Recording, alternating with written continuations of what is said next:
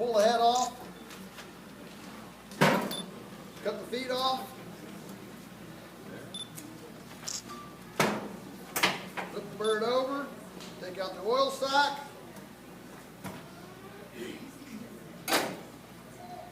open up for the crop,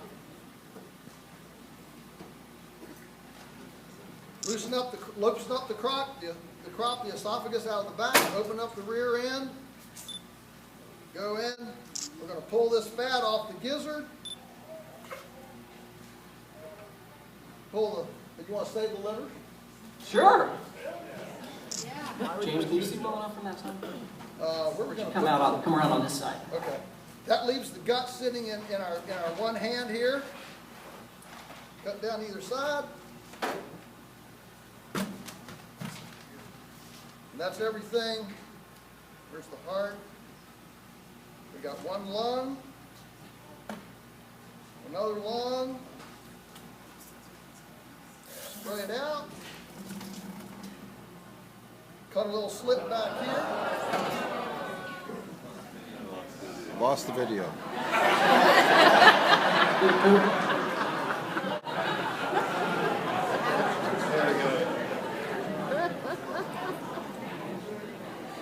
We got the legs tucked in, and there's the chicken ready to go. Now we'll do one real slow. I'll talk you through it. Again, we're going to pull the head off. All right, just pull the head off. We have sold some of these to falconers. There is a market. If you know a falconer in your area, they use the poultry heads to train falcons. Now, the legs. I don't know if you can get a shot of this, but the key to all cut-ups, and Noah will tell you this when he does the cutting thing after this. You're wanting to cut to the valleys. The valleys show where the joints go. So you don't want to cut on ridges. You want to cut to valleys. If you look here closely, you can see. You can see this valley right here in the foot. If you hit that, you're going to hit that joint every time. Okay. There's the foot. Now we're going to. There is a foot market. Yeah. We sell not half of our feet, maybe a third of our feet for Jewish mother soup, gelatin, all sorts of things. And we can thank the Weston A. Price Foundation for creating an awareness and a market for these wonderful parts. And I want to thank Weston A. Price Foundation and the Farm and Consumer Legal Defense Fund, which I hope everybody in this room joins before you leave. Because they are the thin veil between us and this kind of integrity food that's giving us wiggle room and space as farmers and consumers to operate our freedom of choice in food. That's my little plug.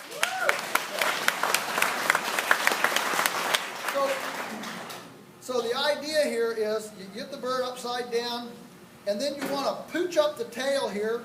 I'll use my pointer finger to pooch up the tail. Here's the air sac. You see that? Yeah. Oh, good. Oh, you're doing good. All right. There's the air sac. We're going to cut the air sac out. The oil. I'm sorry, not the air. The oil gland. Oil gland. Getting ahead of myself. We're going to flip the bird around. Again, we're going to go to the valley. This indention right here in the front. Move my hand. Yeah. See this indention? All right. We're gonna just pinch that skin and just nick it. All right.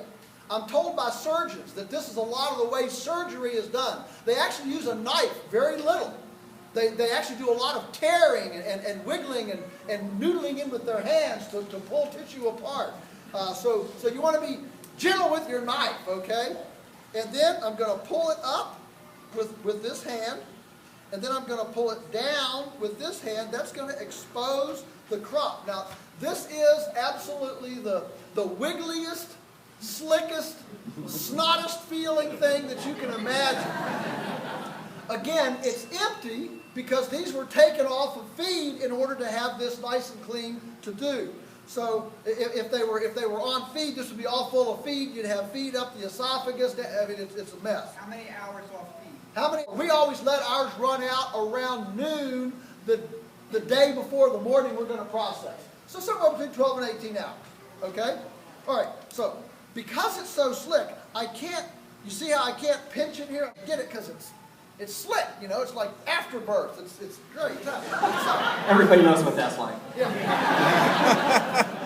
So what I do is kind of use my thumb to curl under it, and pull it down, and then I switch hands, grab it with my left, pull it up, and then I can just poke my thumb through underneath, and that's going to pull the esophagus and the windpipe out of the neck. See the two tubes?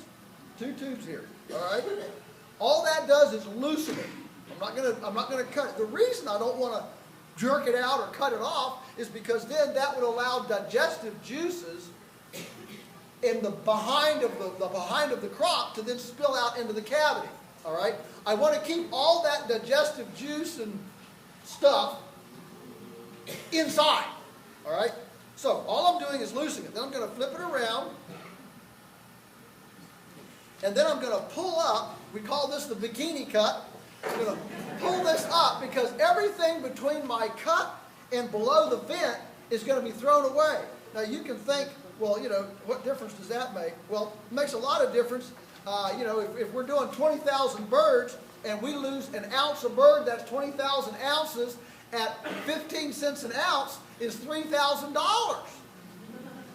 Think about it, okay? So I'm going to pull this up to tighten it and then cut as close as I can to the vent without cutting the vent. And I'm just going to cut enough to see it. Get a little bit of that poop out, all right? And then I'm going to tear it open. I'm not going to cut it up. If I cut it, I'm going to cut the intestines, all right? So I'm going to open it up. Then I'm going to kind of go in on the side.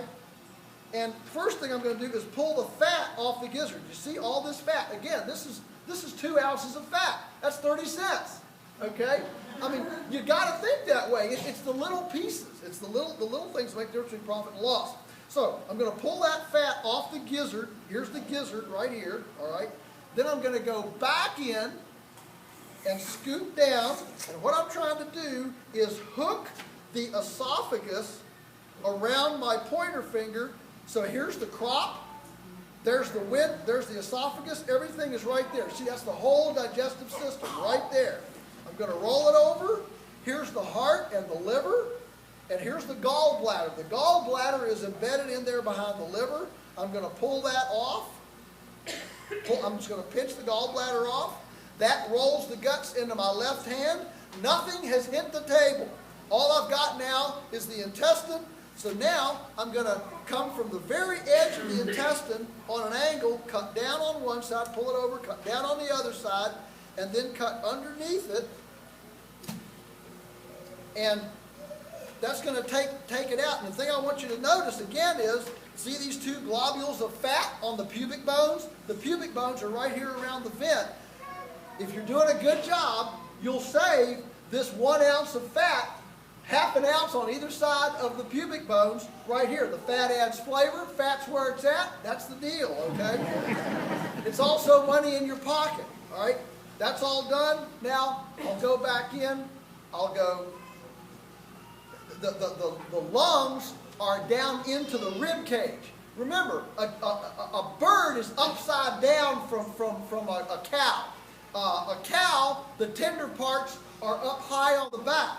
A chicken, all the tender parts are underneath. Okay, so the breast, the tenderloin, is on the breast of the bird. So the rib cage, instead of being downhill, the rib cage is uphill. All right. Okay. So we'll get both lungs out. I got one. We'll get the other one. All right. And let's make sure that we have the windpipe. No, we don't have to see. There's the windpipe. We didn't get it. It didn't come out. Sometimes it comes out with a gut. Sometimes it doesn't. So we'll give it a little pull and get it out. Now the carcass is all clean in there. We'll spray it down. Spray it out a little bit. And then we'll take our slit. We're going to take this flap of skin in the back, give it a little slit here, a small slit, tuck this leg in, tuck that leg in, and there we have it, oven ready.